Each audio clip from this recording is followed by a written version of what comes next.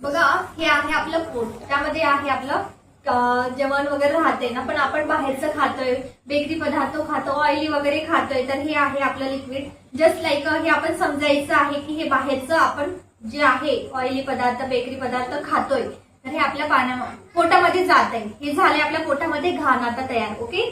पण आपलं जे रियांचं जे अल्कलाइन ड्रॉप आहे, जे आपण सजेस्ट करतो इतरांना, की लोक म्हणतात की हे एवढा ड्रॉप कशाला घ्यायचा, अल्कलाइन ड्रॉप मॅडम किट तरी घेतोय, पण हा एवढूसा ड्रॉप आपल्या बॉडीवरती काय रिझल्ट देतोय, तर हा बघा कसा रिझल्ट देतोय.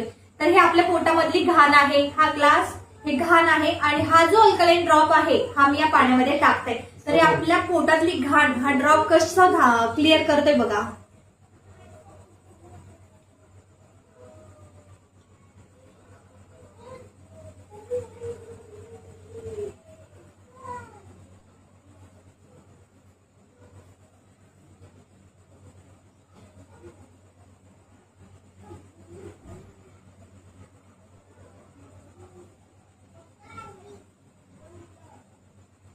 होतंय क्लिअर.